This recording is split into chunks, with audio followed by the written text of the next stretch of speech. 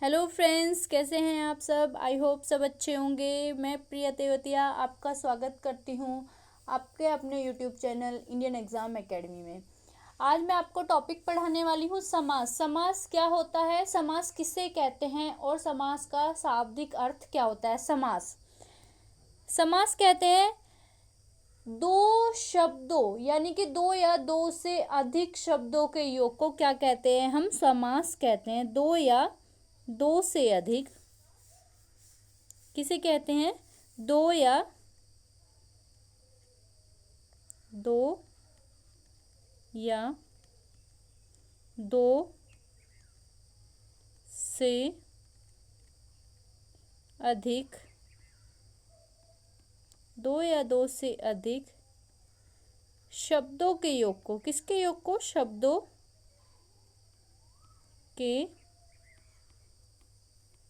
योग को क्या कहते हैं, हम समास कहते हैं। दो या दो से अधिक शब्दों के योग को क्या कहते हैं, हम समास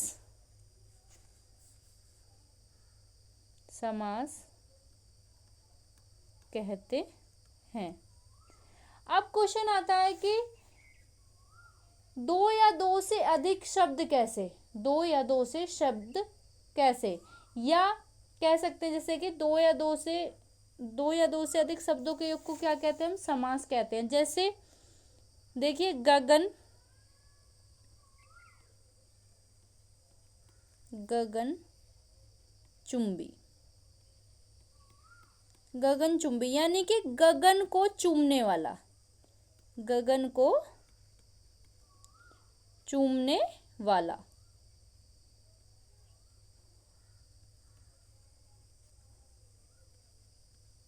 गगन को चूमने वाला, गगन चुंबी यानी कि गगन को चूमने वाला क्या है, ये क्या है आपका एक गगन चुंबी, ये क्या है आपका एक समासिक पद है। ये जो गगन चुंबी है ये क्या है आपका एक समासिक पद है। कैसा पद है, सामासिक पद है।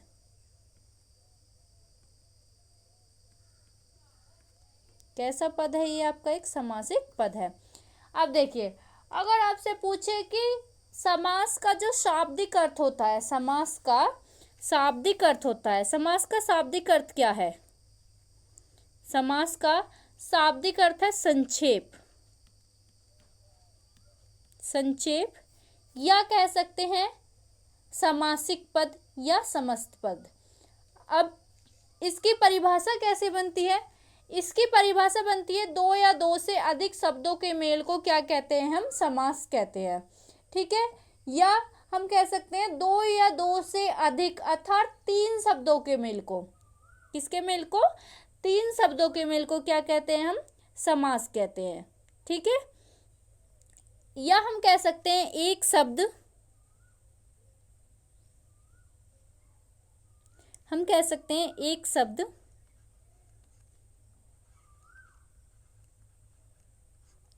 शब्द प्लस एक शब्दांश, एक शब्द और एक शब्दांश के योग को क्या कहते हैं, हम समास कहते हैं। दो या दो से अधिक शब्दों के योग को क्या कहते हैं, हम समास कहते हैं। जैसे गगन चुंबी, गगन को चूमने वाला। ठीक है, या दो या दो से अधिक अर्थात तीन शब्दों के योग को भी हम समास कहते हैं। जैसे एक शब्द और एक शब्दांश के योग को भी क्या कहते हैं, हम समास कहते हैं। जैसे कि देखिए आ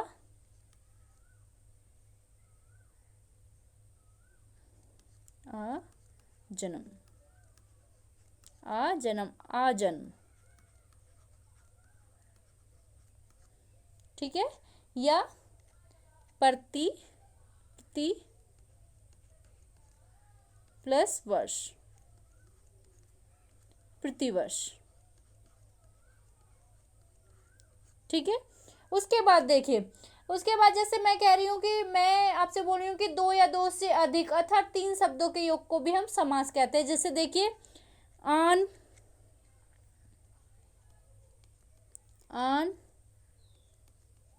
बान और आपका शान, आन बान शान, इन शब्दों के योग को भी क्या कहते हैं, हम समास कहते हैं। अब देखिए समास यानी कि जिसके दो शब्दों के योग, यानी कि पहले शब्द का भी कुछ अर्थ निकलता हो और आपके दूसरे शब्द का भी कुछ अर्थ निकलता हो, तो वो आपका क्या है, वो समास है।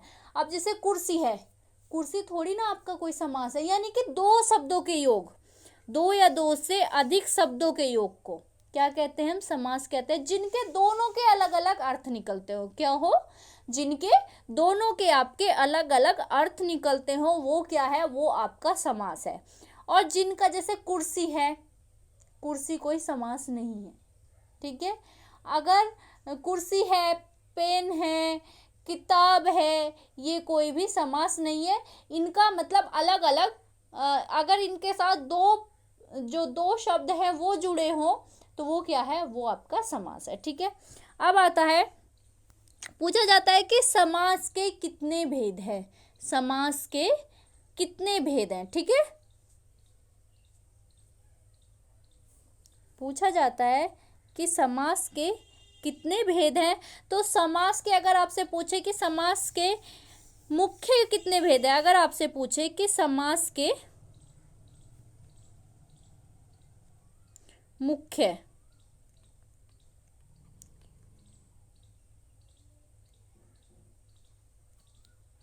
समास के मुख्य भेद कितने हैं,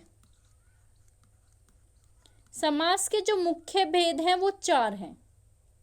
समास के मुख्य भेद कितने हैं, 4 हैं। या पूछे समास के मुख्य प्रकार कितने हैं, समास के मुख्य प्रकार कितने हैं, तो 4 है।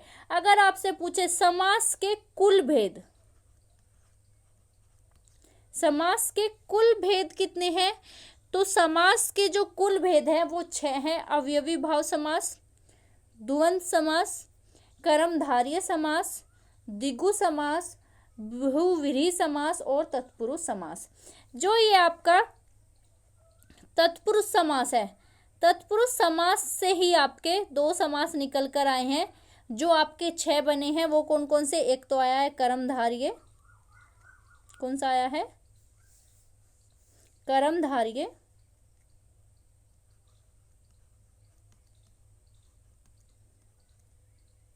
कर्मधारय समास, और दूसरा आया है आपका द्विगु समास। ये जो आपके 2 समास निकल कर आए हैं ये आपके तत्पुरुष समास से आए हैं, ठीक है। समास के मुख्य भेद कितने हैं या मुख्य प्रकार कितने हैं, तो समास के मुख्य भेद या मुख्य प्रकार जो है, अगर आपसे क्वेश्चन में पूछता है तो वो 4 है। कहीं कहीं आपको किताबों में 6 भी लिखा हुआ मिल जाएगा, बट वो 6 गलत है, यानी कि 6 है, बट अगर आपसे कुल पूछे कुल कितने हैं, तो कुल आपके 6 हैं। अगर मुख्य पूछे तो वो आपके 4 हैं। और जो ये तत्पुरुष समास है, तत्पुरुष समास से ही आपका कर्मधारय समास और जो द्विगु समास है वो निकल कर आया है, ठीक है। अब देखिए अवयवी भाव समास, अवयवी भाव समास में क्या होता है, अवयवी भाव समास जिसका, जहां पर पूर्व पद प्रधान हो, यानी कि जिसका पहला पद प्रधान हो, क्या हो, जिसका पूर्व पद, यानी कि पहला पद, पूर्व पद। पूर्व पद क्या होता है, पूर्व पद क्या होता है, और मतलब उत्तर पद क्या होता है। जैसे कि देखिए पूर्व पद क्या होता है, जैसे दिया हुआ है, स्वर्ग प्राप्त, स्वर्ग प्राप्त, स्वर्ग प्लस प्राप्त। ये तो जो स्वर्ग है ये क्या हो गया, स्वर्ग प्राप्त, यानी कि स्वर्ग को प्राप्त। जो ये स्वर्ग है ये हो गया आपका पूर्व पद, पूर्व पद या कह देते हैं प्रथम पद या पहला पद, पूर्व पद। और प्राप्त हो गया आपका उत्तर पद, यानी कि बाद का। पूर्व पद या प्रथम पद या पहला पद, ठीक है। उत्तर पद यानी कि बाद का पद, ठीक है। अवयवी भाव समास, इसमें क्या होता है, इसमें आपका जो पहला पद है वो आपका प्रधान होता है, ठीक है। अब आता है द्वंद्व समास, द्वंद्व समास में जिसमें दोनों पद प्रधान हो, जहां पर दोनों पद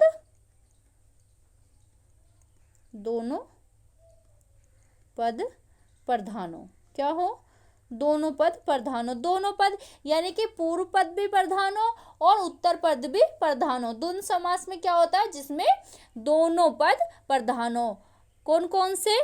प्रथम पद भी आपका प्रधान हो और आपका उत्तर पद यानी कि दूसरा पद भी आपका प्रधान हो। अब उसके बाद आता है आपका कर्मधारय समास। कौन सा? कर्मधारय समास। कर्मधारय समास में क्या होता है? जिसमें आपका उत्तर पद यानी कि द्वितीय पद या दूसरा पद प्रधान होता है। कर्मधारय समास में क्या होता है? आपका दूसरा पद प्रधान होता है, यानी कि दूसरे पद की प्रधानता होती है। कर्मधारय समास में क्या होता है? जिसमें आपका दूसरा पद प्रधान हो। क्या हो? दूसरा पद प्रधान हो। उसके बाद आता है आपका द्विगु समास। द्विगु समास, द्विगु समास में क्या होता है? जिसमें आपका पहला पद यानी कि जो आपका पहला पद हो वो आपका संख्यावाची हो। प्रथम पद क्या हो? प्रथम पद क्या हो? आपका संख्यावाची हो। कैसा? संख्यावाची हो। उसके बाद आता है आपका बहुव्रीहि समास। बहुव्रीहि समास में क्या होता है? जहां दोनों पद प्रधान न होके, यानी कि जहां पर दोनों पद प्रधान ना होके इनके स्थान पर कोई तीसरा पद प्रधान हो, यानी कि दोनों पद प्रधान ना होके तीसरा पद प्रधान हो। तीसरा पद प्रधान हो, वो क्या होता है? वो आपका बहुव्रीहि समास होता है। उसके बाद आता है आपका तत्पुरुष समास। तत्पुरुष समास क्या होता है? जिसमें आपका उत्तर पद प्रधान हो। कौन सा? उत्तर पद यानी कि बाद वाला पद, उत्तर पद प्रधान हो। समास के कितने भेद हैं? समास के कुल कितने भेद हैं? समास के कुल 6 भेद हैं। समास के मुख्य कितने भेद हैं? वो 4 भेद हैं। अवयवी भाव समास, द्वंद्व समास, कर्मधारय समास, द्विगु समास, बहुव्रीहि समास और तत्पुरुष समास। तत्पुरुष समास से कौन से 2 समास निकल कर आए हैं? क्वेश्चन में पूछा जाता है। तो तत्पुरुष समास से आपके कर्मधारय समास और द्विगु समास निकल के आए हैं। ठीक है, अब हम इनको एक एक करके देखते हैं कि अवयवी भाव समास में कौन कौन से आते हैं। ठीक है, नंबर 1 अवयवी भाव समास। अवयवी भाव समास में मैंने आपको बताया क्या क्या होता है। अवयवी भाव समास में इसका प्रथम पद क्या हो? इसका प्रथम पद क्या होता है? प्रधान होता है। क्या होता है? अवयवी भाव समास में क्या होता है? देखिए, जिसका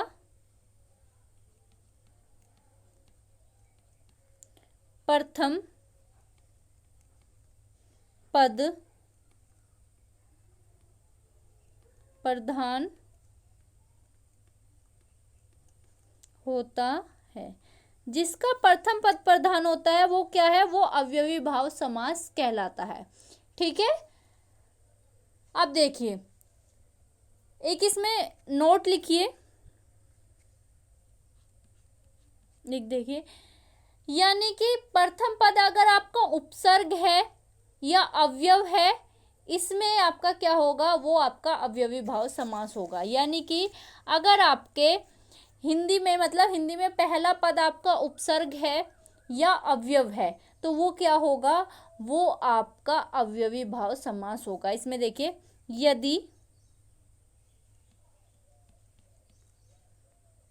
यदि प्रथम पद उपसर्ग है या आपका अव्यय है,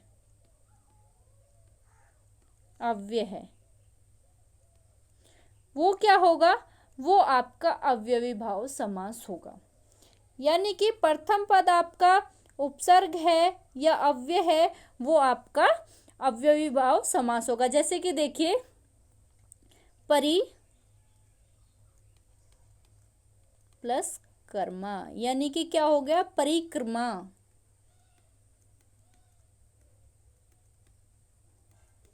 या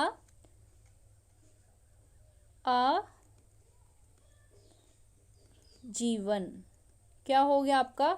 आजीवन।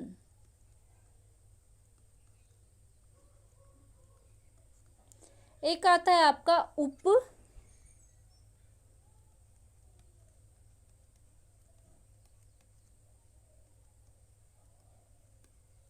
उपवन, यानी कि जिसमें आपका प्रथम पद प्रधान होता है वो अवयवी भाव समास होता है। यदि प्रथम पद में आपका उपसर्ग है और अव्यय है, देखो बच्चों, यदि आपका प्रथम पद में आपका उपसर्ग है और अव्यय है, वो क्या है, वो आपका अवयवी भाव समास है। ठीक है, जैसे कि इसमें आ जाएगा आपका दुष्प्लस परिणाम, दुष्परिणाम, ठीक है, उप प्लस वन उपवन, परि प्लस कर्मा परिक्रमा, वो क्या हो गया, ये आपका अवयवी भाव समास हो गया। ठीक है, उसके बाद जैसे कि आपका आता है,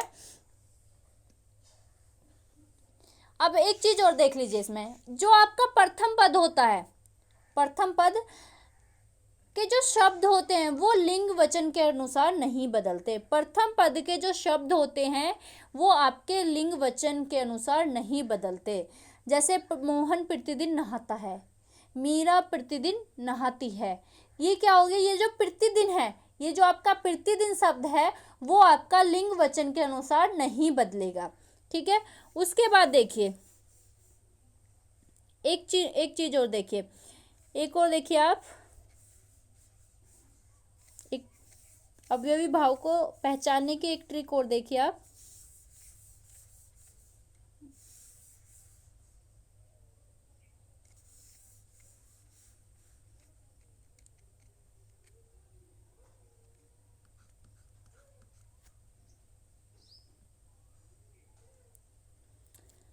इसमें अगर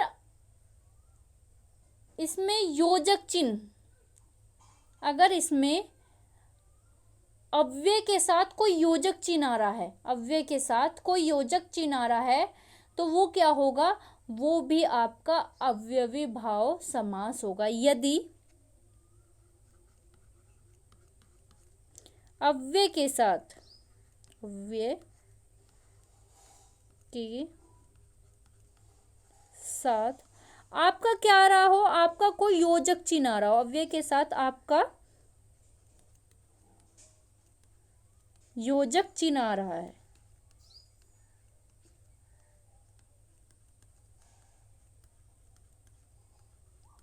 अगर आपका अव्यय के साथ कोई योजक चिन्ह आ रहा है तो वो भी आपका अवयवी भाव समास होगा। किंतु एक चीज और ध्यान रखना है, किंतु यानी कि अगर संज्ञा सर्वनाम और विशेषण के साथ कोई योजक चिन्ह आए तो वो आपका द्वंद्व समास होगा। यहाँ चीजें याद रखना, अगर अव्यय के साथ आपका योजक चिन्ह आ रहा है तो वो आपका अवयवी भाव समास है। ठीक है बच्चों, ये चीज याद रखना, अव्यय के साथ आए तो अव्यय के साथ आपका योजक चिन्ह आए तो अवयवी भाव समास, यदि आपका संज्ञा सर्वनाम और विशेषण के साथ, संज्ञा और सर्वनाम और विशेषण के साथ आपका योजक चिन्ह आए तो वो क्या होगा, वो आपका द्वंद्व समास होगा। अव्यय के साथ जैसे आपका देखिए,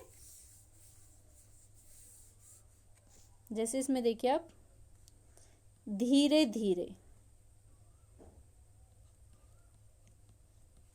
धीरे धीरे, ये क्या है, ये आपके अवयवी भाव समास है। जल्दी जल्दी,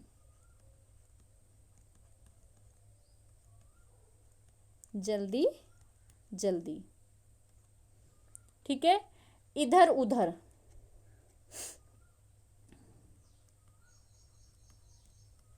इधर उधर, ये क्या है, अलग अलग, इधर उधर, ये सब क्या है, ये आपके अवयवी भाव समास है। ठीक है, अब एक आता है यदि, यदि मतलब यदि किसी शब्द की जो आवृत्ति है वो बिना योजक चिन्ह के हो रही है, यदि देखिए,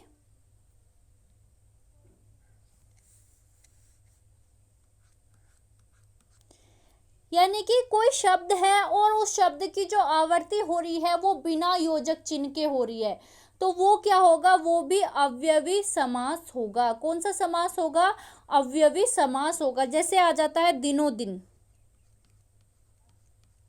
दिनों दिन, ठीक है, रातों रात,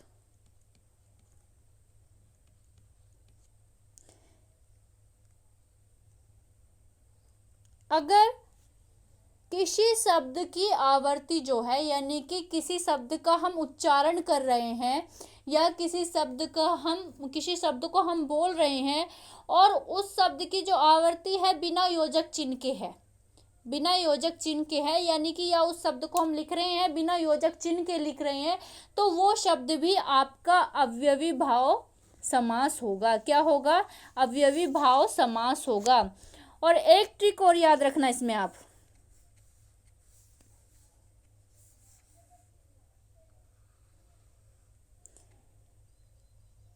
अगर किसी समास में, अगर किसी समास का प्रथम पद आपका यथा या आ या प्रति या हत या भर आदि से शुरू होता है, तो वो क्या है? वो आपका अवयवी भाव समास है। जैसे कि देखिए, यथा प्लस शक्ति क्या हो गया? यथा शक्ति।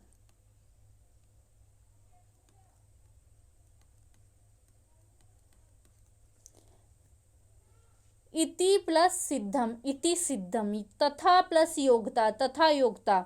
अव्ययी भाव समास कौन सा होता है? जिसका प्रथम पद प्रधान होता है या प्रथम पद उपसर्ग या अव्यय हो। जैसे कि परि प्लस कर्मा परिक्रमा, आ प्लस जीवन आजीवन। यदि अव्यय के साथ कोई योजक चिन्ह आ रहा है, तो वो क्या होगा? अव्ययी भाव समास होगा। अगर अव्यय के साथ संज्ञा, सर्वनाम और विशेषण के साथ कोई योजक चिन्ह आ रहा है, अगर संज्ञा, सर्वनाम, विशेषण के साथ कोई योजक चिन्ह आए, तो वो आपका द्वंद्व समास होगा। जैसे कि द्वंद्व समास में आ जाता है हरा हरी, ठीक है, पीला पीली पीली, तो ये क्या है? ये आपका द्वंद्व समास होगा। अगर आ रहा है धीरे धीरे जल्दी जल्दी, तो वो आपका अवयवी भाव समास होगा। ठीक है।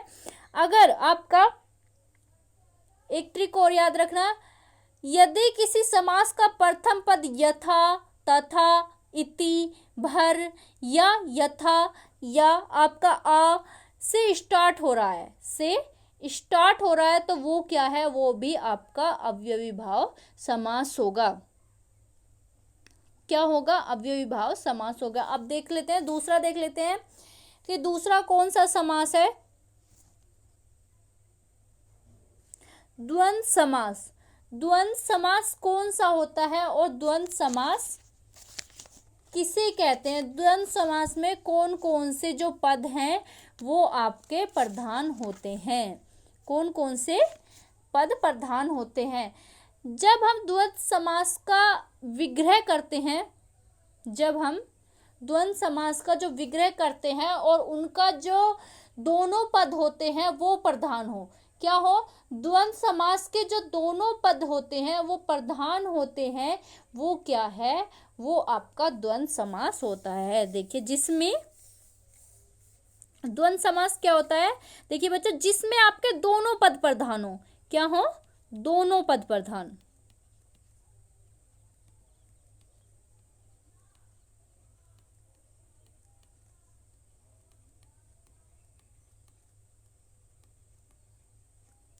द्वंद्व समास में क्या होता है? आपके दोनों पद प्रधान हो। कभी कभी द्वंद्व समास का आपका ये भी पूछ लिया जाता है कि द्वंद्व समास का जो सूत्र है वो क्या है? तो द्वंद्व समास का जो सूत्र है वो है चय अर्थे द्वंद्व। ये हालांकि हिंदी में नहीं पूछा जाता, ये संस्कृत में पूछा जाता है, चय अर्थे द्वंद्व। ये किसका सूत्र है? ये द्वंद्व समास का सूत्र है। द्वंद्व समास में क्या होता है? द्वंद्व समास के दोनों जो पद हैं वो प्रधान होते हैं। क्या होता है? द्वंद्व समास के दोनों पद प्रधान होते हैं। जैसे कि देखिए,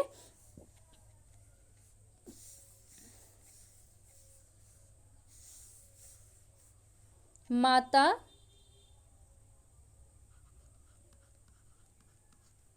पिता, जैसे कि माता और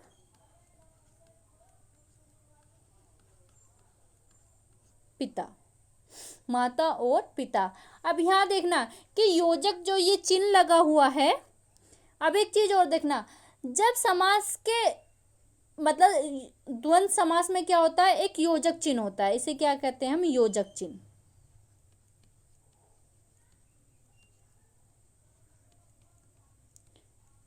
द्वंद्व समास की क्या पहचान है, द्वंद्व समास में योजक चिन्ह लगा होता है। अब जो मैंने आपको पढ़ाया है, अवयवी भाव में भी मतलब योजक चिन्ह लगा हुआ है। अवयवी भाव जो है उसमें भी आपका योजक चिन्ह लगा हुआ है। पर अवयवी भाव में एक ही चीज याद रखना, अवयवी भाव में क्या याद रखना कि अवयवी भाव में जो योजक चिन्ह लगा हुआ है वो अव्यय के साथ लगा हुआ है, अव्यय के साथ लगा हुआ है। अगर अवयवी भाव में संज्ञा, सर्वनाम और विशेषण के साथ योजक चिन्ह आए, मैंने आपको बताया था अगर अवयवी भाव में संज्ञा, सर्वनाम और विशेषण के साथ जो चिन्ह आता है वो क्या होता है, वो द्वंद्व समास होता है। और योजक चिन्ह किसके साथ है, माता और पिता, यानी कि इसके दोनों पद प्रधान है, माता भी प्रधान है और इसका पिता भी प्रधान है। अब आता है जैसे कि राम और रावण, राम और राम, रावण, राम और रावण आ जाएगा, राम और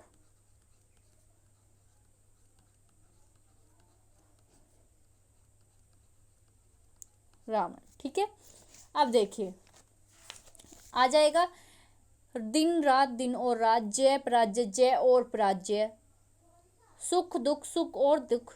ठीक है, अब देखिए जो सभी विलोम शब्द हैं, एक देखिए सभी जो आपके विलोम शब्द होते हैं, सभी विलोम, ये एक ट्रिक है, सभी विलोम शब्द में क्या होगा, द्वंद्व समास होगा। सभी विलोम शब्द में क्या होगा, द्वंद्व समास होगा। सभी विलोम शब्द में क्या होगा, द्वंद्व समास होगा। ठीक है, संबंध को बताने वाले, संबंध को बताने वाले सभी में क्या होगा, द्वंद्व समास होगा। जैसे कि गुरु और शिष्य,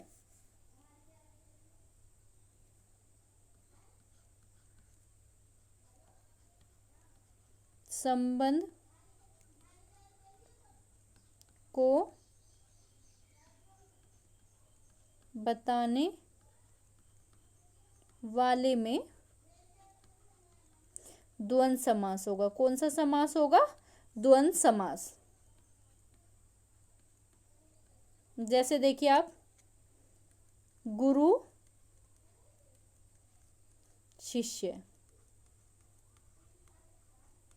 यानी कि गुरु और शिष्य, भाई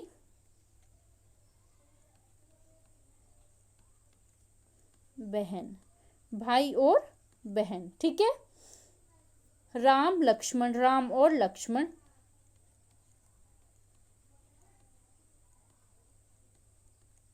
क्या, राम और लक्ष्मण, दादा दादी, दादा और दादी।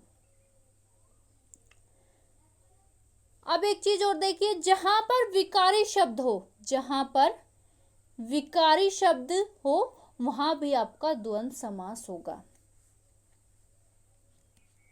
जहां विकारी शब्द की, जहां विकारी शब्द की आवर्ती होती है, जहां विकारी शब्द की आवर्ती होती है वहां कौन सा समास होता है, वहां भी आपका द्वंद्व समास होता है। वहां कौन सा समास होता है, आपका द्वंद्व समास होता है। जैसे कि देखिए, दिन दिन, दिन और दिन,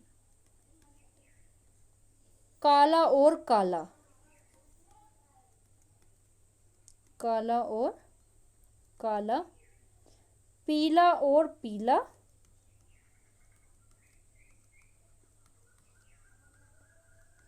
पीला और पीला, पढ़ पढ़, चल चल, रात रात, ये क्या है? ये भी आपका द्वंद्व समास है। और एक चीज और याद रखना, तीन शब्दों का योग भी क्या आपका द्वंद्व समास है। क्या? तीन शब्दों के योग को क्या कहते हैं? तीन शब्दों के योग को भी हम क्या कहते हैं? द्वंद्व समास कहते हैं।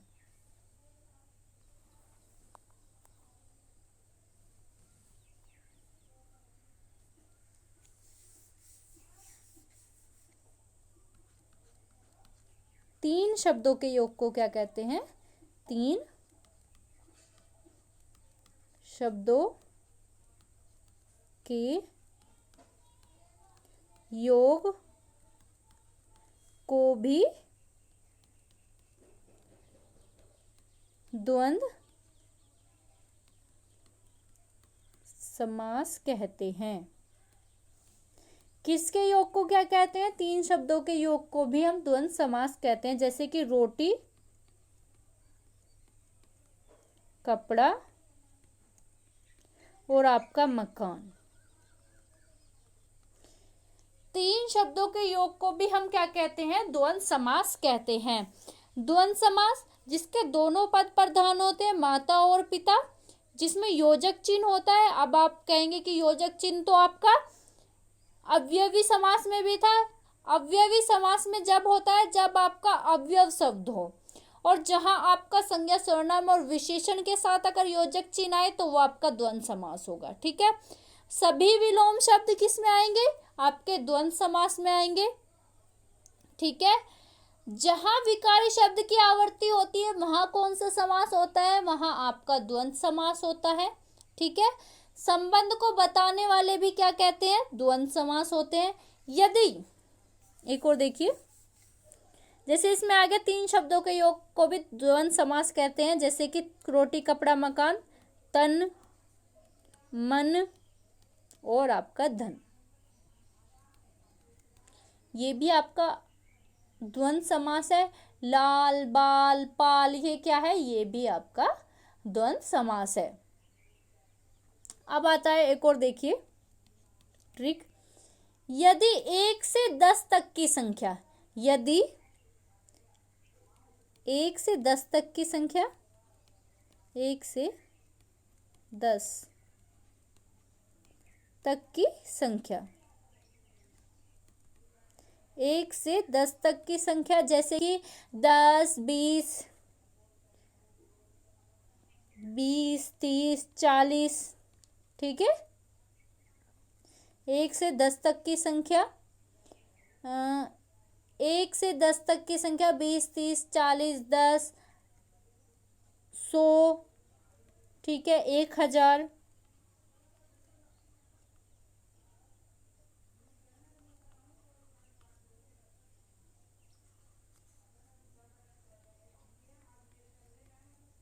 एक हजार, लाख। किसको छोड़ के? करोड़ को छोड़ के, करोड़ को छोड़ के।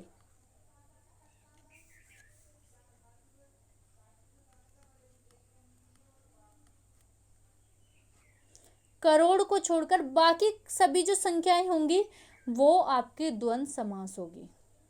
क्या होंगी? द्वंद्व समास होंगी। जैसे कि देखिए 25 आ जाए आपका लिखा हुआ, 20 और 25, 20 और 25। अगर आपका आ जाए 55, 50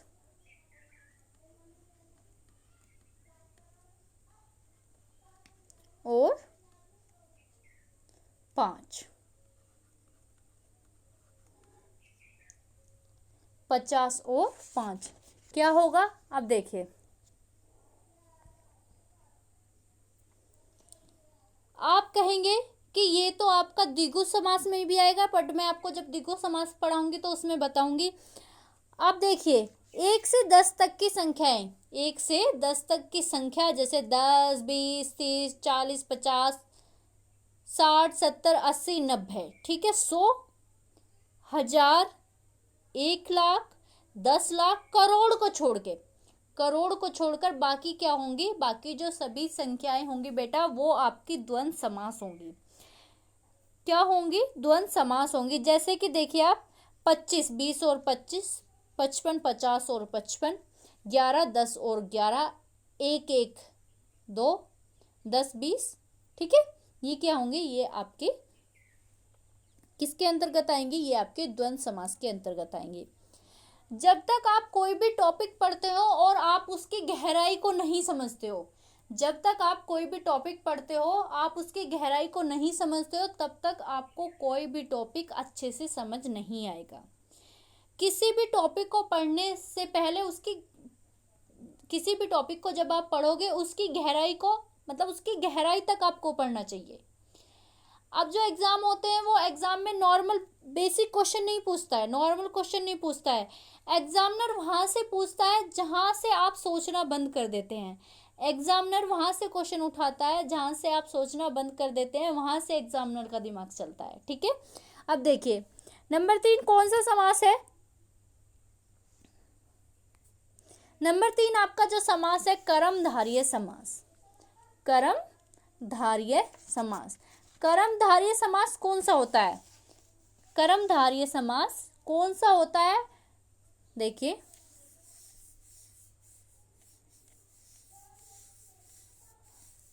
कर्मधारय समास। कर्मधारय समास किसे कहते हैं, जिसमें विशेषण और विशेष्य, जिसमें आपका विशेषण और विशेष्य दोनों हो, जिसमें आपका उपमान और उपमेय दोनों हो, वो क्या है, वो आपका कर्मधारय समास हो। यानी कि वह समास जिसके दोनों पदों में, वह समास जिसके दोनों पदों में विशेषण और विशेष्य का संबंध हो, या वह समास जिसके दोनों पदों में क्या हो, दोनों पदों में उपमेय और उपमान का संबंध हो। देखिए वह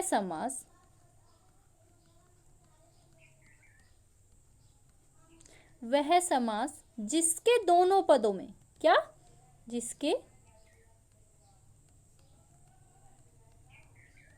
दोनों पदों में विशेषण और विशेष्य में संबंध हो, विशेषण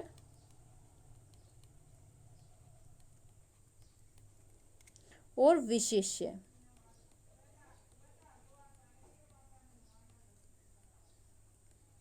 विशेषण और विशेष्य में क्या हो, संबंध हो,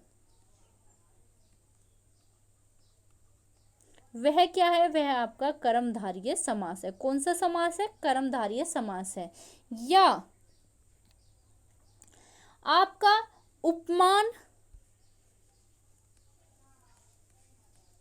या आपका उपमेय, उपमान या उपमेय में संबंध हो, उपमान या उपमेय में संबंध हो, वह कौन सा समास है, वह आपका कर्मधारय समास है। या आपका उत्तर पद या द्वितीय पद या दूसरा पद प्रधान हो, क्या हो, आपका उत्तर पद या दूसरा पद,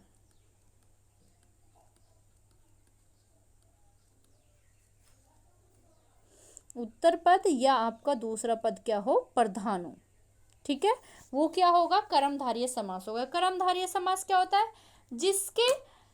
वह समास जिसके दोनों पदों में विशेषण और विशेष्य में क्या हो, संबंध हो। कौन सा समास, विशेषण और विशेष्य में क्या हो, संबंध हो, वह क्या है, आपका कर्मधारय समास हो। या आपका उपमान और उपमेय में संबंध हो, कौन सा समास है, कर्मधारय समास है। या आपका उत्तर पद या दूसरा पद प्रधान हो, तो कौन सा समास है, आपका कर्मधारय समास है। जैसे कि देखिए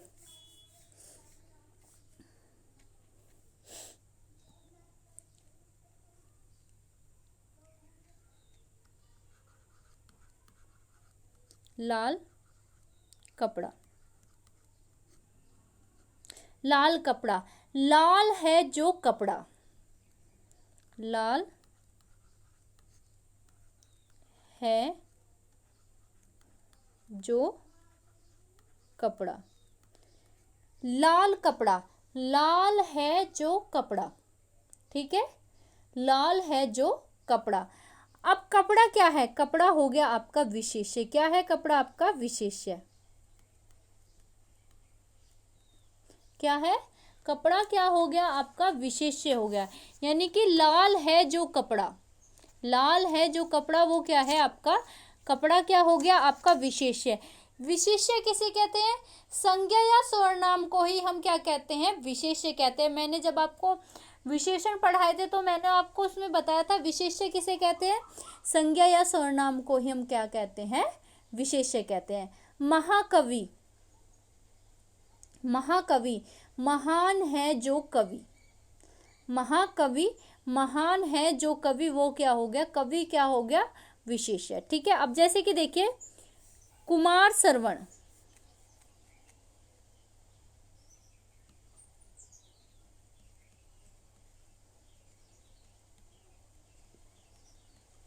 कुमार सरवण, कुमार है जो शर्मण, कुमार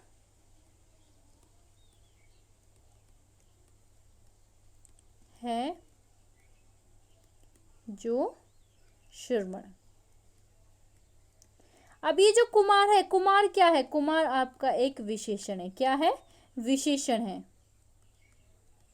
और सरवण क्या है? सरवण आपका एक विशेष्य है।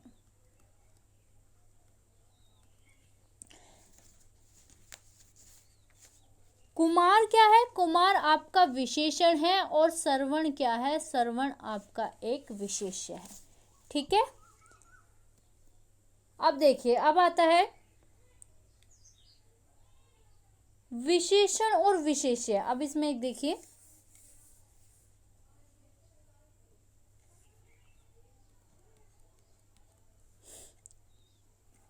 जैसे आया पीतांबर,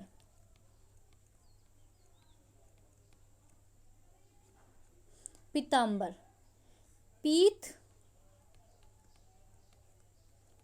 प्लस अंबर, पीतांबर पीत प्लस अंबर, यानी कि पीत है जो अंबर। क्या?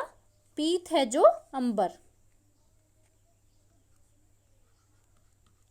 पीत है जो अंबर, पीतांबर पीत है जो अंबर। उसके बाद लंबोदर, लंबा है जो उदय, लंबा है जो उदर। घनश्याम, घन के समान श्याम, घन के समान श्याम। अब देखिए जैसे लंबोदर,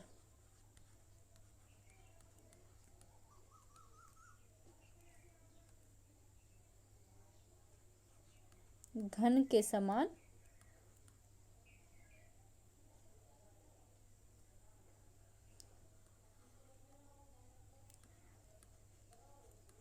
घन के समान श्याम।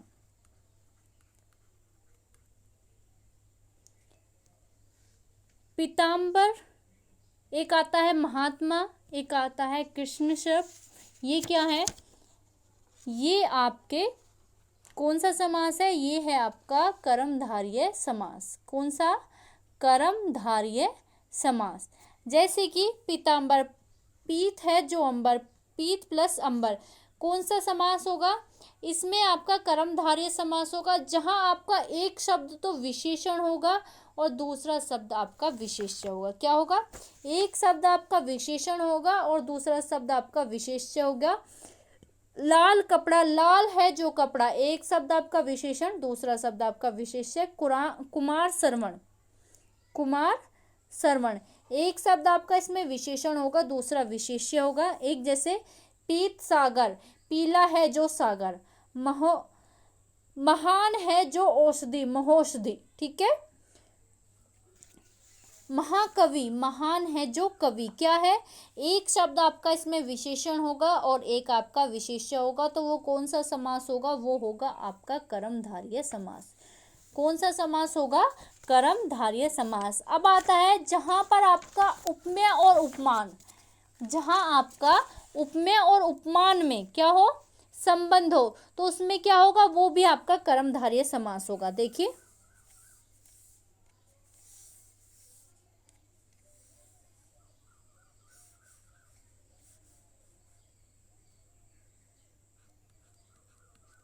जहां आपका उपमेय और उपमान दोनों में संबंध हो, वो भी क्या होगा? आपका कर्मधारय समास होगा। जैसे मुखचंद्र, मुखचंद्र।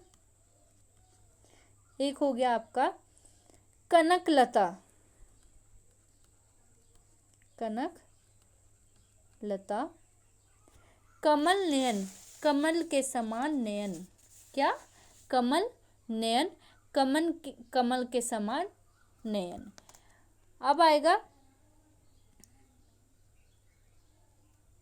चरण कमल। एक आता है आपका चरण कमल। क्या आएगा इसमें? चरण के समान कमल। वायु वेग, वायु वेग, वायु के समान वेग। ठीक है। मृग लोचन, मृग के समान लोचन, मृग लोचन, मृग के समान लोचन। ठीक है। देखिए,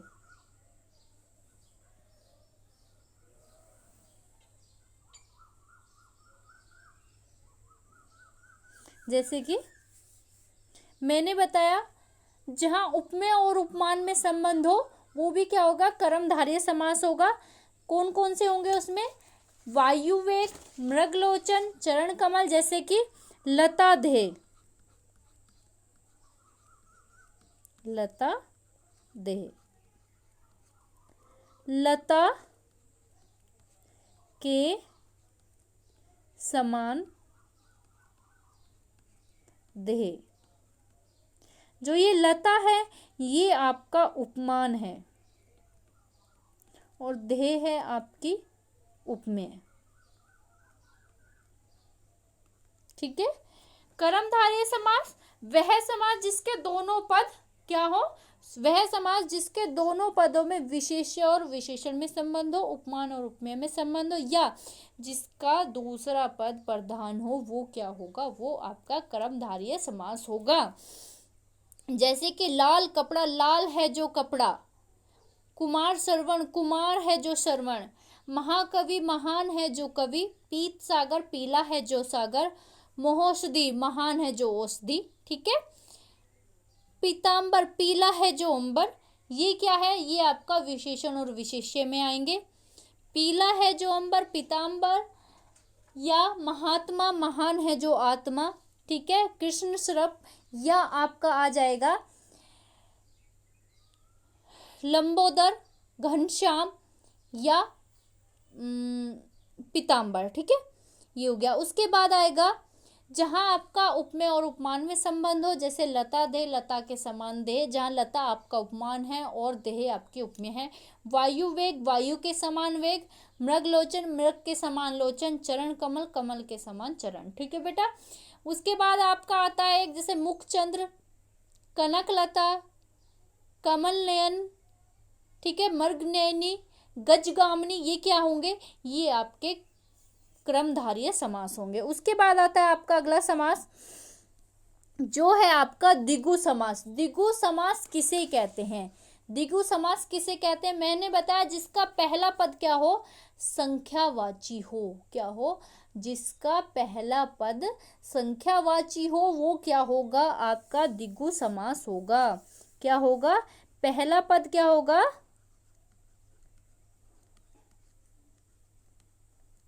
पहला पद क्या होगा? संख्यावाची।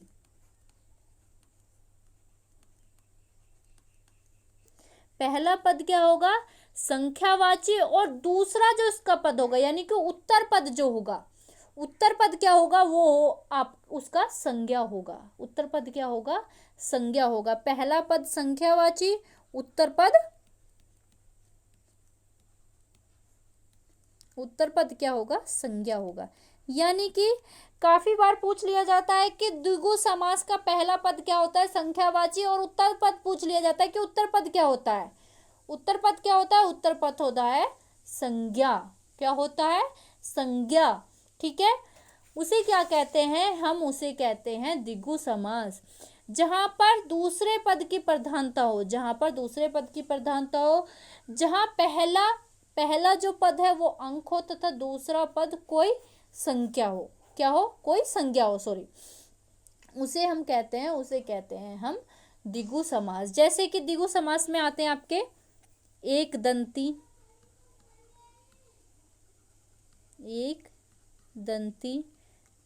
त्रिकोण, त्रिनेत्र, काफी बार पूछे भी गए हैं, चौराहा, दोपहर,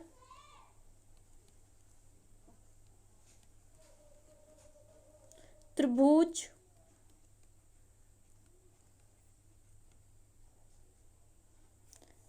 पंचवटी,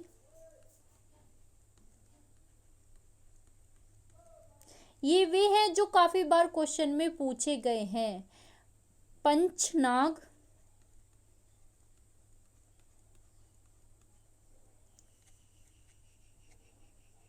चतुर्मुख,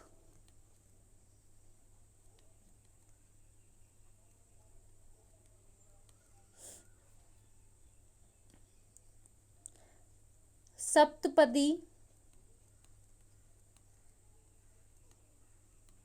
ये क्या है? ये आपके द्विगु समास के शब्द हैं। अब देखिए, यदि द्विगु समास में क्या होता है? द्विगु समास में आपका बहुव्रीहि समास भी आता है। द्विगु समास में क्या आता है? आपका बहुव्रीहि समास भी आता है। अगर द्विगु समास में आपको द्विगु समास दिया गया है और उसमें आपका बहुव्रीहि समास विकल्प में ना हो, अगर आपका द्विगु समास दिया गया हो और द्विगु समास में आपका बहुव्रीहि समास विकल्प में ना हो, तो आप द्विगु समास लगा के आएंगे।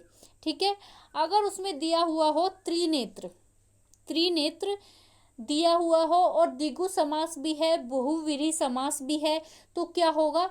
तो आप क्या लगा के आएंगे? तो आप बहुव्रीहि समास लगा के आएंगे। ठीक है, यानी कि कोई किसी भी देवी या देवता का अगर पर्यायवाची आता है, अगर किसी भी देवी या देवता का पर्यायवाची आता है बच्चों, तो सबसे पहले उसमें बहुव्रीहि समास होगा। कौन सा समास होगा? उसमें बहुव्रीहि समास होगा। अगर ऑप्शन में बहुव्रीहि समास नहीं है, क्या है? ऑप्शन में बहुव्रीहि समास नहीं है, तो फिर आपका जाता है द्विगु समास। ठीक है, अब देखिए इसमें जैसे आता है त्रिफला,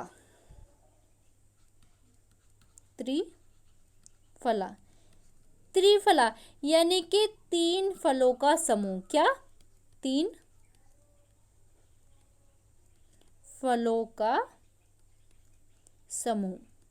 त्रिफला क्या है? 3 फलों का समूह। ठीक है, या चौराहा, 4 रास्तों का समूह।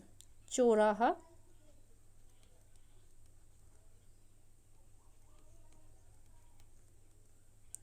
चार रास्तों का समूह। या नवग्रह का समूह। पंचवटी, 5 वटों का समूह।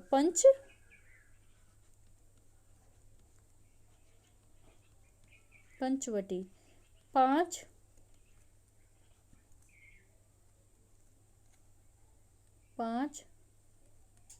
वटों का समूह। क्या है? 5 वटों का समूह। उसके बाद त्रिनेत्र हैं जिसके अर्थात शिव जी। क्या है? त्रिनेत्र हैं जिसके अर्थात शिव जी। अगर देखिए त्रिनेत्र,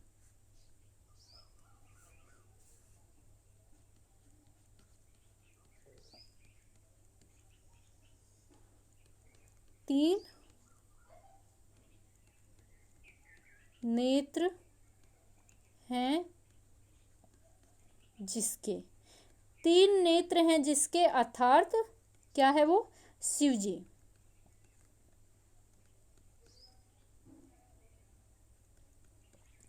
अगर ऑप्शन में आपको बहुव्रीहि समास मिलता है, अगर बच्चों ऑप्शन में आपको बहुव्रीहि समास मिलता है तो क्या होगा, ये जो त्रिनेत्र है ये आपका बहुव्रीहि समास में चला जाएगा। अगर आपको ऑप्शन में बहुव्रीहि समास नहीं मिलता है तो ये क्या होगा, ये आपका द्विगु समास होगा। क्या होगा, द्विगु समास होगा। ठीक है, जैसे कि सप्ताह 7 दिनों का समूह, ठीक है, दशक 10 वर्षों का समूह, अष्टमी 8 तिथियों का समूह, शताब्दी जैसे आता है आपका, पूछा जाता है शताब्दी,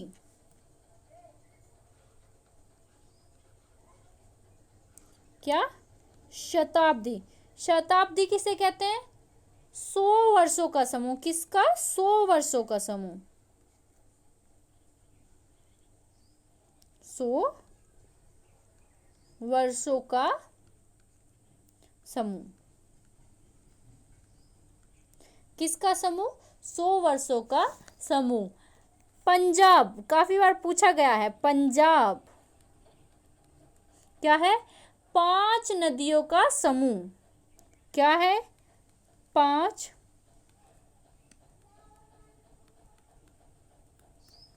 नदियों का समूह। इंपॉर्टेंट है, पंजाब क्या है, 5 नदियों का समूह। ठीक है, उसके बाद अगला देखते हैं, अगला क्या है, नंबर 5 कौन सा समास है, नंबर 5 है आपका बहुव्रीहि समास। कौन सा समास है, बहुव्रीहि समास।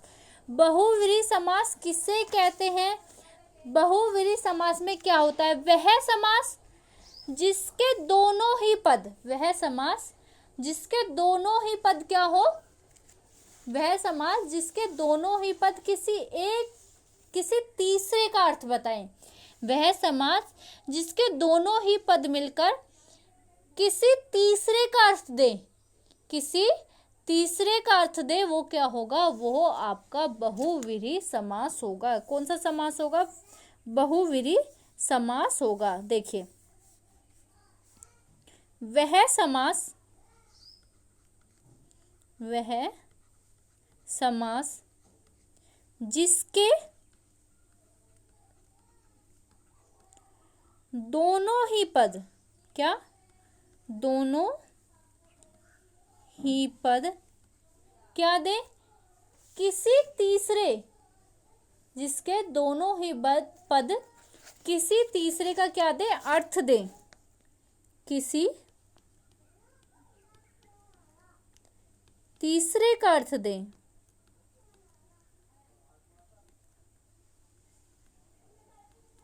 किसी तीसरे का अर्थ दे, वह कौन सा समास होगा, बहुव्रीहि समास होगा।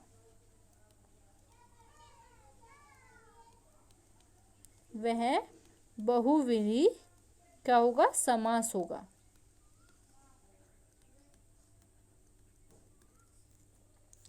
वह समास जिसके दोनों ही पद क्या हो, किसी तीसरे का अर्थ दे, तो कौन सा समास होगा, वो बहुव्रीहि समास होगा। ठीक है, या उसका प्रथम व जो पहला और दूसरा पद या गौण हो और तीसरा पद मुख्य हो।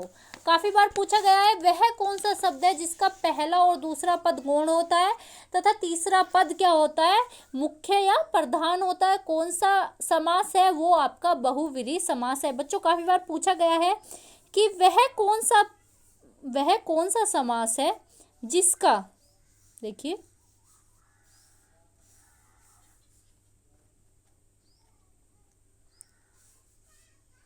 जिसका प्रथम पद तथा दूसरा पद पूर्व पद या उत्तर पद, प्रथम पद या दूसरा पद क्या हो? गौण हो। क्या हो आपके? गौण हो। और तीसरा पद क्या हुआ उसका? तीसरा पद क्या हो उसका? प्रधान हो। वो क्या होगा? वो आपका होगा, तीसरा पद प्रधान हो, वो क्या होगा? वो आपका बहुव्रीहि समास होगा। क्या होगा? बहुव्रीहि समास होगा। ठीक है, अब देखते हैं बहुव्रीहि समास में कौन कौन से उदाहरण आते हैं। देखिए,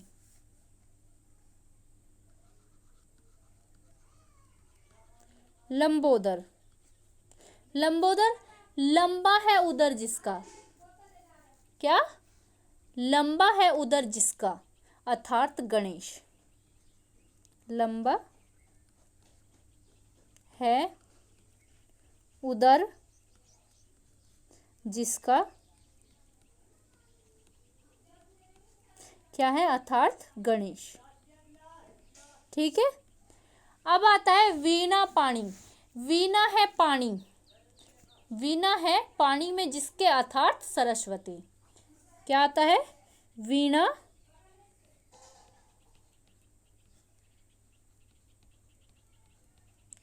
वीणा पाणिनि। क्या है? वो क्या होगा? वीणा है पानी में जिसके, अर्थात सरस्वती जी। क्या? सरस्वती जी। ठीक है, उसके बाद आता है दशानन। दस है आनंद जिसके, अर्थात रावण। दशानन।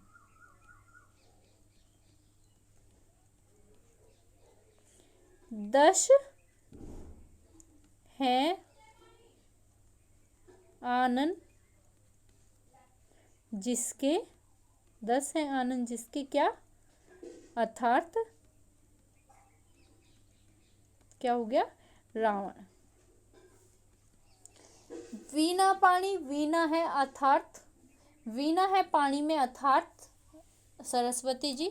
दशानन, 10 है आनंद जिसके, अर्थात रावण। लंबोदर, लंबा है उदर जिसका, अर्थात गणेश जी। किसी, इसमें देखिए, किसी देवी या देवता का जो भी पर्यायवाची होगा, किसी देवी या देवता का जो भी पर्यायवाची होगा, वो क्या होगा? वो बहुव्रीहि समास का उदाहरण होगा। किसका उदाहरण होगा? बहुव्रीहि समास का उदाहरण होगा। ठीक है, अब एक और चीज देखिए, यदि किसी शब्द से पहले, यदि किसी शब्द से पहले सा लगा हो, यदि किसी शब्द से पहले सा लगा हो तो वो क्या होगा? और वो मतलब किसी शब्द से पहले सा लगा हो, और सा का जो अर्थ होता है वो होता है साथ में। क्या होता है? साथ में। तो वहाँ क्या होगा? वहाँ आपका बहुव्रीहि समास होगा। कौन सा समास होगा आपका? देखिए,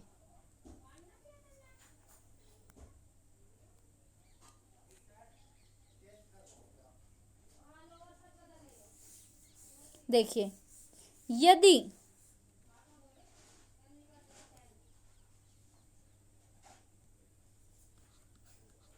यदि यदि किसी शब्द से पहले, यदि शब्द से पहले सा लगा हो, यानी कि से लगा हो, यदि किसी शब्द से पहले से लगा हो, वह, से का क्या अर्थ होता है? वह, से का अर्थ होता है साथ में। वह साथ में का अर्थ देता हो, साथ में का अर्थ देता हो, वहां क्या होगा? वहां आपका बहुव्रीहि समास होगा। कौन सा समास होगा? बहुव्रीहि। कौन सा समास होगा?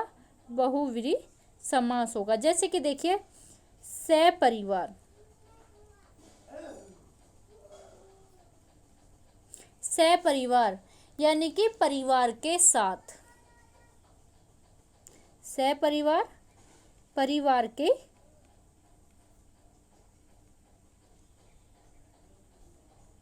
के साथ। उसके बाद आता है सशरीर, सशरीर, किसके? शरीर के साथ।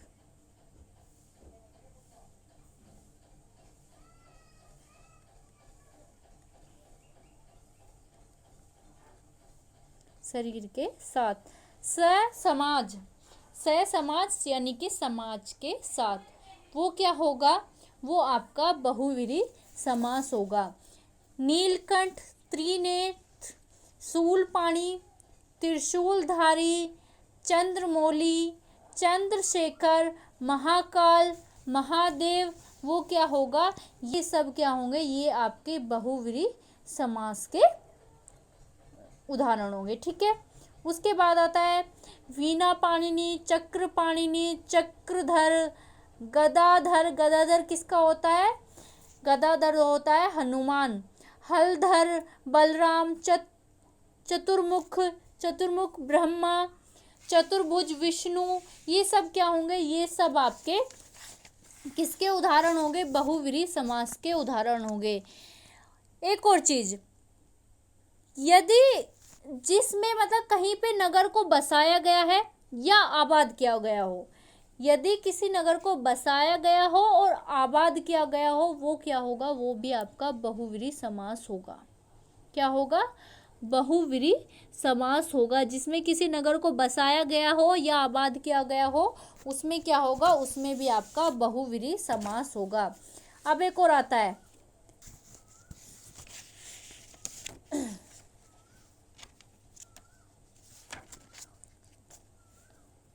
एक, जैसे कि देखिए आपका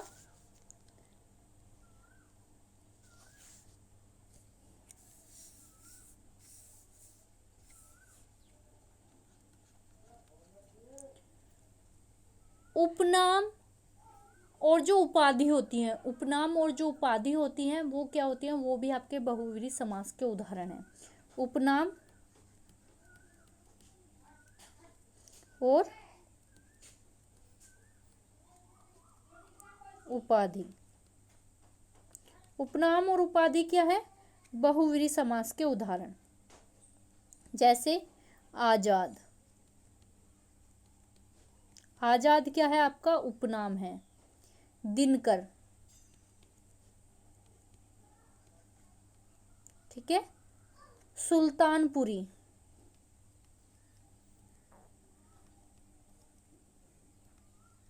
ये क्या है? ये भी आपका उपनाम है। अब देखिए जैसे उपाधि, उपाधि, उपाधि कौन सी आएगी? जैसे बापू, ठीक है। नेताजी, बापू, नेताजी, ये सब क्या है? ये आपकी उपाधि हैं। अगर आपका उपनाम और उपाधि है, वो भी आपका बहुव्रीहि समास के उदाहरण है। किसी देवी या देवता के जो पर्यायवाची हैं, वो भी आपके बहुव्रीहि समास के उदाहरण है। ठीक है। जहाँ पर कोई नगर बसाया गया है या आबाद किया गया है, वे जो नगर के नाम है, वो भी आपके बहुव्रीहि समास के उदाहरण है। ठीक है। यदि शब्द से पहले से लगा हो और से का जो अर्थ है वो साथ में है, से लगा हो और से का जो अर्थ हो वो साथ में हो, तो वो क्या है? वो भी आपका बहुव्रीहि समास का उदाहरण है। जैसे कि सपरिवार, परिवार के साथ, सशरीर, शरीर के साथ, ससमाज, समाज के साथ। ठीक है। अब आता है बहुव्रीहि समास में क्या आता है? जिसका पहला पद, प्रथम पद या उत्तर पद या दूसरा पद क्या हो? किसी तीसरे का अर्थ देता हो, दोनों मिलकर किसी तीसरे का अर्थ दो, वो क्या है? बहुव्रीहि समास। या काफी बार क्वेश्चन में पूछा गया है कि जिसका पहला पद और दूसरा पद गौण होता है तथा तीसरा पद क्या हो? प्रधान हो, वो कौन सा है? वो आपका बहुव्रीहि समास है। जैसे कि लंबोदर, लंबा है उदर जिसका, अर्थात गणेश जी। वीणा पाणिनि, वीणा है पानी, वीणा है पानी में जिसके अर्थात सरस्वती जी। दशानन, दशयानन जिसके अर्थात रावण। ठीक है। उसके बाद आता है कि तत्पुरुष समास। तत्पुरुष समास किसे कहते हैं? तत्पुरुष समास के कौन कौन से भेद हैं? तत्पुरुष समास, तत्पुरुष समास किसे कहते हैं? किसे कहते हैं तत्पुरुष समास? वह समास जिसका उत्तर पद यानी कि दूसरा पद प्रधान हो। वह समास जिसका क्या हो? दूसरा पद प्रधान हो, वो क्या है? आपका तत्पुरुष समास है। देखिए, तत्पुरुष समास जिसका उत्तर पद यानी कि दूसरा पद प्रधान हो, वह समास जिसका क्या हो? दूसरा पद क्या हो? दूसरा पद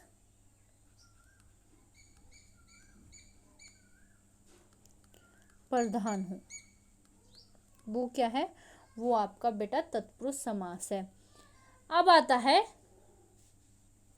जैसे कि राजाज्ञा। राजाज्ञा यानी कि राजा की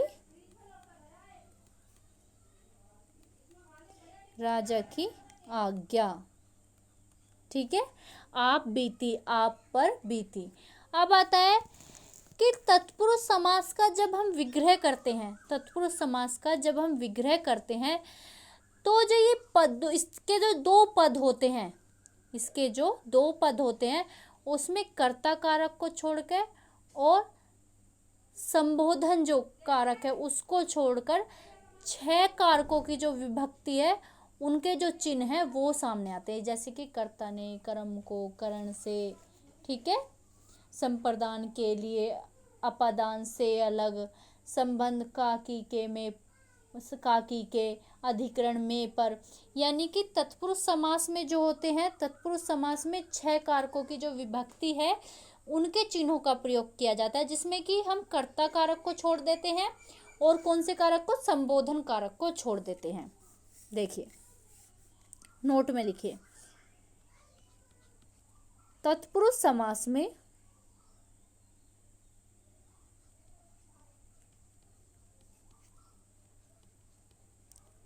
तत्पुरुष समास में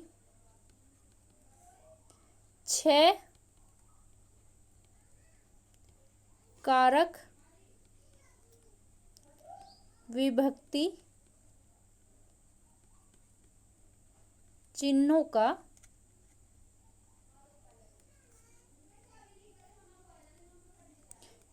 प्रयोग किया जाता है। तत्पुरुष समास में कितने कारक चिन्हों का प्रयोग किया जाता है? 6 कारक चिन्हों का प्रयोग किया जाता है, जिसमें कि हम कर्ता निकाल देते हैं,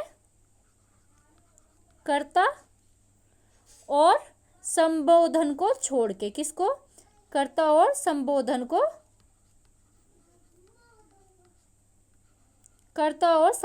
को छोड़कर। तत्पुरुष समास में कितने कारक चिन्हों का प्रयोग किया जाता है? 6 कारक चिन्हों का प्रयोग किया जाता है, कर्ता और संबोधन को छोड़कर, जिसमें कि हम द्वितीय विभक्ति यानी कि दूसरी विभक्ति से जो है कर्म तत्पुरुष। कौन सी दूसरी विभक्ति है? जिसे कहते हैं कर्म तत्पुरुष। देखिए,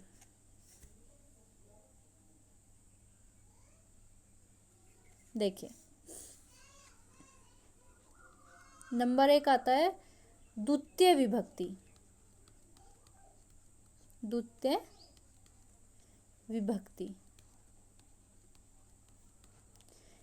विभक्ति कौन सी है? कर्म तत्पुरुष।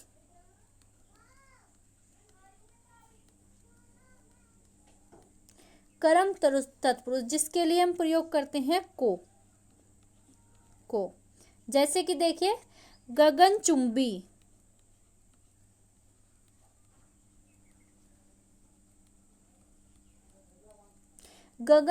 यानी कि गगन को चूमने वाला। क्या? गगन को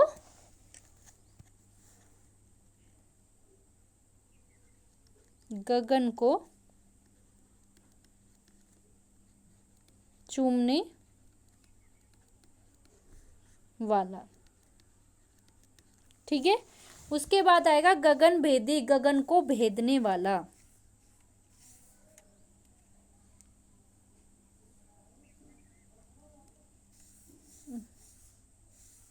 गगन भेदी, गगन को भेदने वाला। स्वर्ग प्राप्त, स्वर्ग प्राप्त, स्वर्ग को प्राप्त, स्वर्ग को प्राप्त। ठीक है। उसके बाद आता है चिड़िया मार, चिड़िया को मारने वाला। चिड़िया यानी कि चिड़ी मार, सॉरी चिड़ी मार, चिड़ियों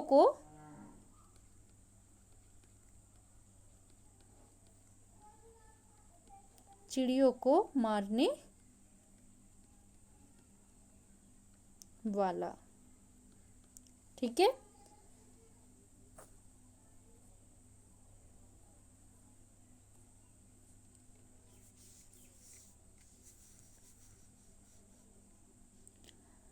अब आता है करण तत्पुरुष। कौन सा? नंबर 2 करण तत्पुरुष।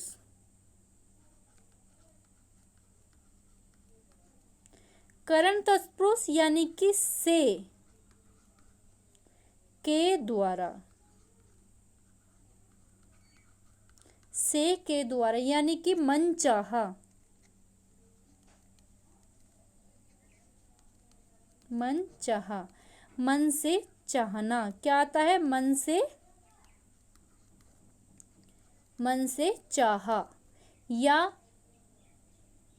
तुलसी कृत यानी कि तुलसी के द्वारा कृत। एक आता है सराहत, सर से आहत यानी कि सराहत, सराहत सर से आहत।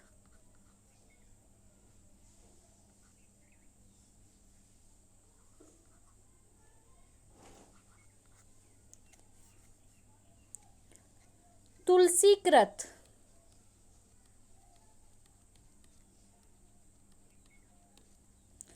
तुलसी से, तुलसी से कृत। उसके बाद आता है संप्रदान तत्पुरुष यानी कि को के लिए।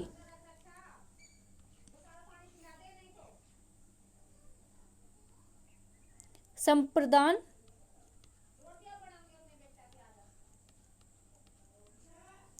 संप्रदान तत्पुरुष यानी कि को के लिए, को के लिए यानी कि रसोई घर। जैसे आता है शब्द रसोई घर,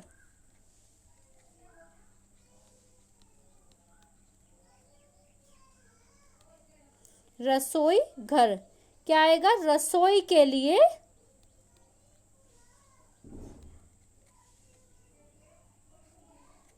रसोई के लिए, रसोई के लिए घर। गौशाला,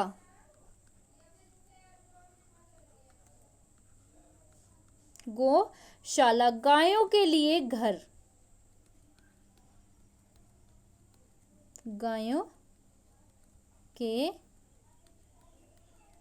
लिए घर।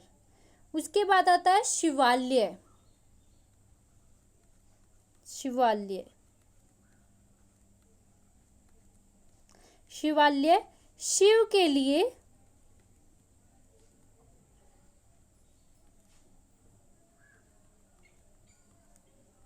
शिव के लिए आलय। देशभक्ति देश के लिए भक्ति, देश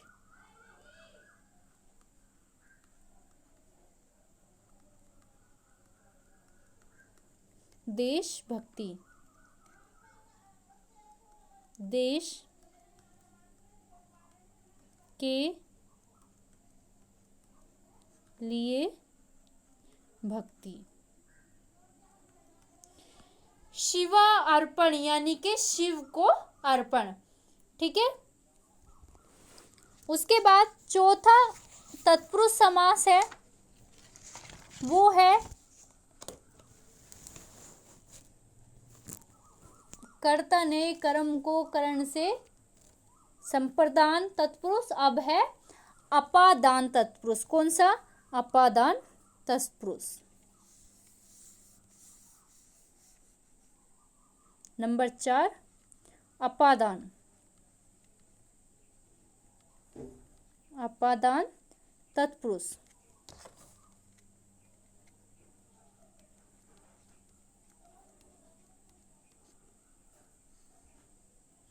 अपादान तत्पुरुष यानी कि से अलग, से या अलग, से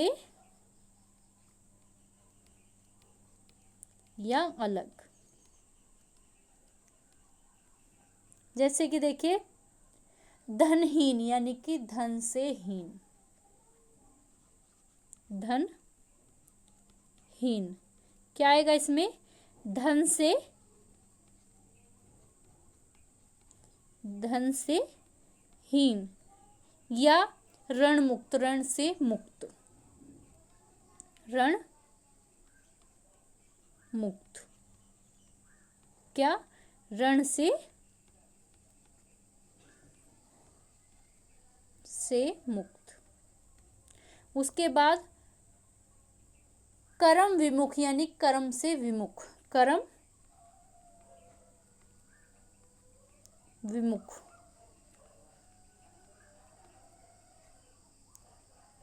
कर्म से विमुख। अपादान तत्पुरुष किसे? अपादान तत्पुरुष में क्या आता है? से अलग, धनहीन, धन से हीन, ऋण मुक्त, ऋण से मुक्त, कर्म विमुख यानी कि कर्म से विमुख। अब देखिए इसमें ये जो है तत्पुरुष,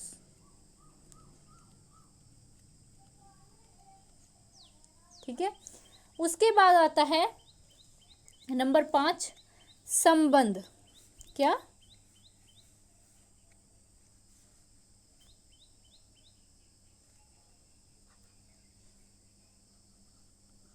नंबर 5 आता है संबंध तत्पुरुष।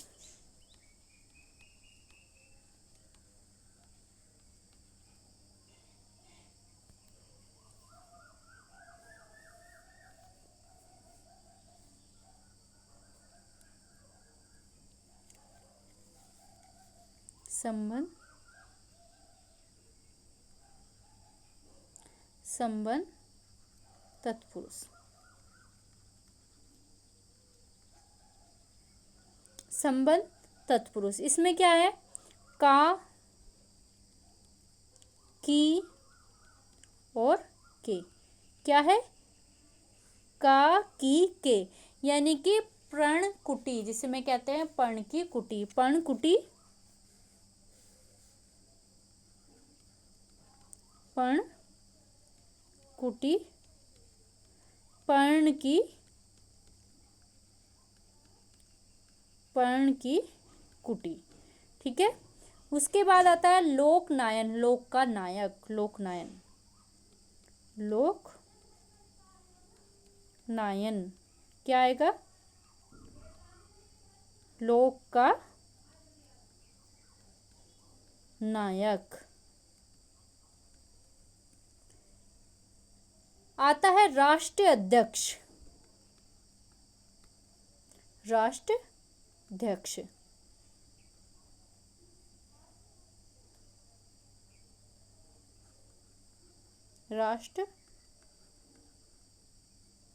राष्ट्राध्यक्ष इसमें आएगा राष्ट्र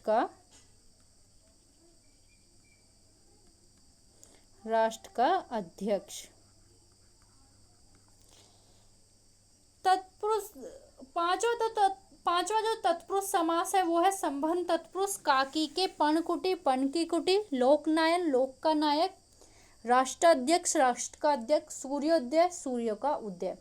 उसके बाद आपका छठा है अधिकरण तत्पुरुष। कौन सा?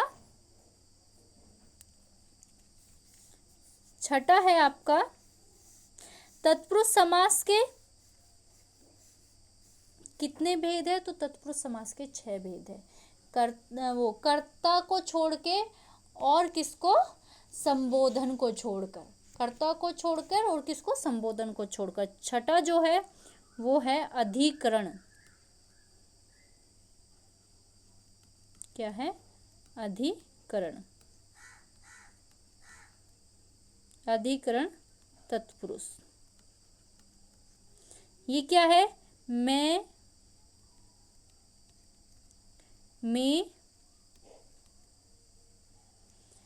में पर। क्या है? मैं, में, पर। इसमें क्या आएगा? नगर प्रवेश। नगर प्रवेश क्या आएगा? नगर में। ये पूरा एक ही सुरेखा में है। नगर में प्रवेश।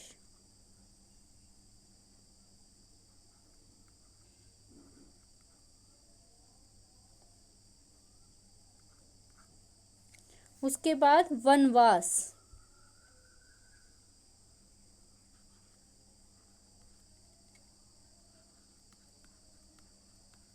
वन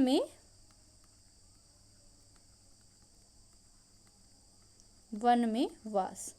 उसके बाद आप बीती।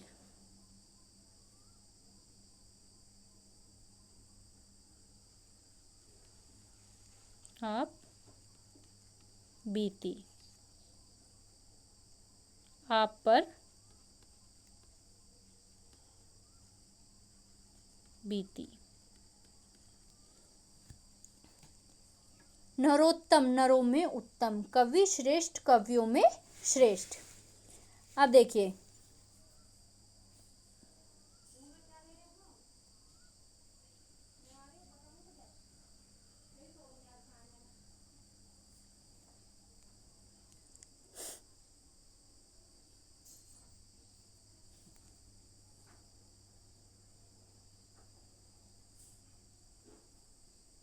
तत्पुरुष समास कौन सा होता है? वह समास जिसका दूसरा पद प्रधान होता है।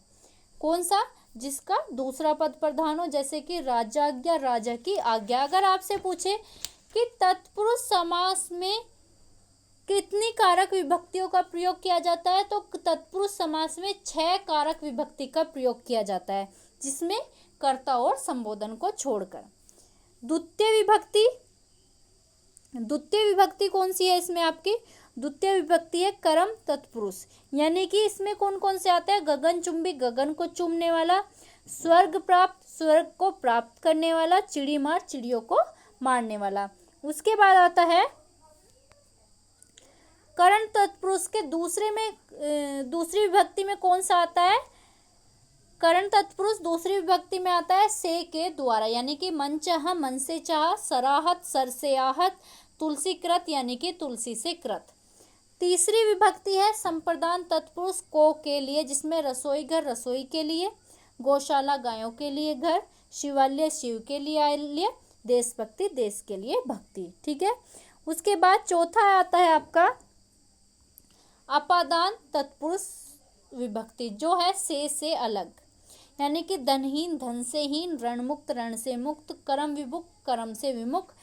पांचवा आता है संबंध तत्पुरुष विभक्ति का, की, के। यानी कि पर्णकुटी, पर्ण के लिए कुटी। पर्ण की कुटी। लोकनायन, लोक का नायन।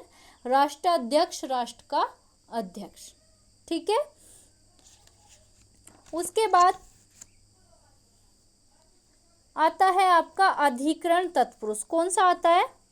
अधिकरण तत्पुरुष। इसमें क्या होता है? में पर। यानी कि नगर प्रवेश, नगर में प्रवेश। वनवास, वन में वास। आप बीती, आप पर बीती। नरोत्तम, नरों में उत्तम। कवि श्रेष्ठ, कवियों में श्रेष्ठ। ठीक है। अब देखिए मैंने आपको बताया समास किसे कहते हैं? 2 या 2 से अधिक शब्दों के योग को क्या कहते हैं? हम समास कहते हैं। जैसे गगनचुंबी, गगन को चूमने वाला। ठीक है। या एक शब्द या एक शब्दांश को भी हम क्या कहते हैं, समास कहते हैं। दो या दो से अधिक यानी कि दो या तीन जो शब्दों के योग है उन्हें भी हम क्या कहते हैं, समास कहते हैं। अब आपसे पूछता है कि समास का शाब्दिक अर्थ होता है, क्या होता है, तो समास का शाब्दिक अर्थ होता है संक्षेप। ठीक है। अगर आपसे पूछे कि समास के मुख्य कितने भेद हैं, तो समास के मुख्य भेद जो हैं वो 4 हैं। ठीक है। अगर आपसे पूछे कि समास के कुल भेद कितने हैं, तो समास के कुल भेद कितने हैं, तो समास के कुल भेद हैं 6।